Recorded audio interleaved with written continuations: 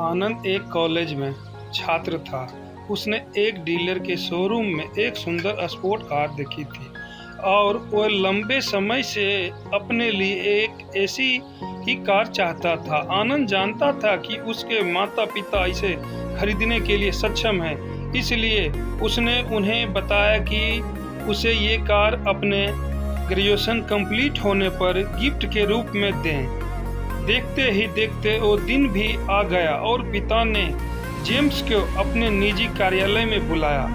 उन्होंने उसे कहा कि मुझे तुम्हारे जैसा अच्छे बेटे पर बहुत गर्व है। उन्होंने उसे बताया कि वह उससे कितना प्यार करता है और उसे एक प्यारा रैपर से लिपटा हुआ उपहार दिया। आनंद उस छोटे से गिफ्ट के डब्बे को देखकर निराश महसूस करने लगा, लेकिन वह जानने के लिए उत्सुक था कि ऐसा क्या था उस बॉक्स में। इसलिए उसने बॉक्स तुरंत खोला और उसमें एक लाल कपड़े से लिपटी भागवत गीता देखी।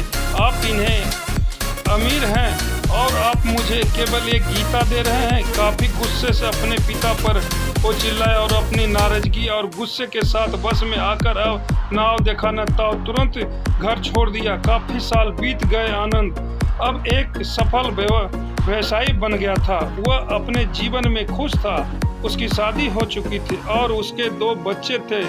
उनका परिवार एक सुंदर घर में रहता था, लेकिन उसके पिता के साथ टूटे रिश्ते के कारण उसकी आत्मा कभी भी आहती थी। आनंद अपने पिता का घर छोड़ने के बाद कभी उसने नहीं मिला था। आनंद को उसी दिन के बाद अपने पिता को न मिलने का पछतावा हमेशा रहने लगा, क्योंकि एक दिन उसे एक पत्र मिला जिसमें पिता के निधन की खबर और साथ ही ये पाया गया था कि उन्होंने अपने जीवन भर की पूंजी वसीयतनामा के अनुसार अब आनंद के नाम कर गए थे।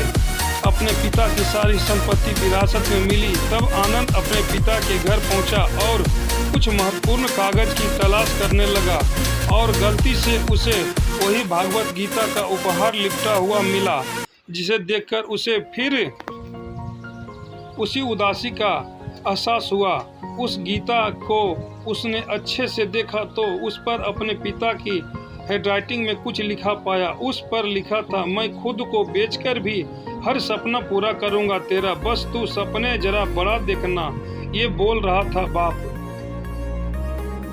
नहीं, जिंदगी का सबसे पहला दोस्त तेरा। ये कविता पढ़ी ही थी कि अचानक उस किताब से एक चाबी गिरी, जिसके ऊपर लगे टैग पर उसके ग्रेजुएशन होने की तारीख के साथ कंग्रेचुलेशन और आई लव यू लिखा हुआ था। आनंद के सर के ऊपर से उसके पिता का साया तो पहले ही उठ चुका था और आज उसकी जिंदगी की सबसे बड़ी गलती के बारे में जानकर उसके पैरों के नीचे से जमीन भी खिसक गई।